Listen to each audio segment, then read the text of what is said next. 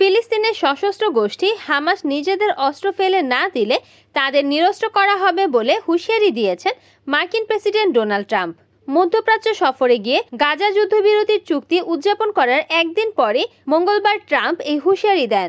তিনি বলেন, হামাস যদি অস্ত্র না ফেলে তবে আমরাই তাদের নিরস্ত্র করব।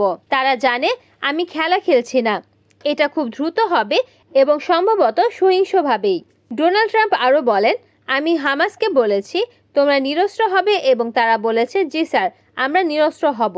তিনি জানান, এই বার্তা তিনি সরাসরি নয় বরং আমার লোকেদের মাধ্যমে হামাসের কাছে পৌঁছে দিয়েছেন।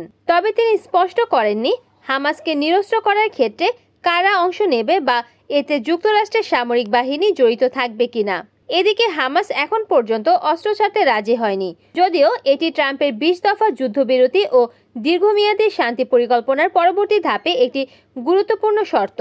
ট্রাম্প তার সামাজিক যোগাযোগ মাধ্যম ট্রুথ সোশ্যালে লেখেন, সব 20 জন জীবিত জিম্মি ফিরে এসেছে এবং তারা যতটা ভালো থাকা সম্ভব ততটাই ভালো আছে।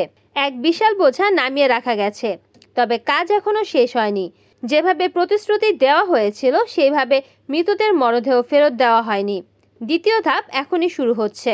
মধ্যপ্রাচ্য সফরকালে ট্রাম্প একটি নতুন মধ্যপ্রাচ্যের ঐতিহাসিক ভোর ঘোষণা দেন। এই সফরে তিনি ও আঞ্চলিক নেতারা গাজা যুদ্ধবিরতির চুক্তিকে স্থায়ী করতে এক যৌথ ঘোষণায় স্বাক্ষর করেন। এদিকে গাজার একটি হাসপাতাল জানিয়েছে, যুদ্ধবিরতির অংশ হিসেবে ইসরায়েল 45 জন ফিলিস্তিনির মরদেহ ফেরত দিয়েছে। Desk news, NN TV.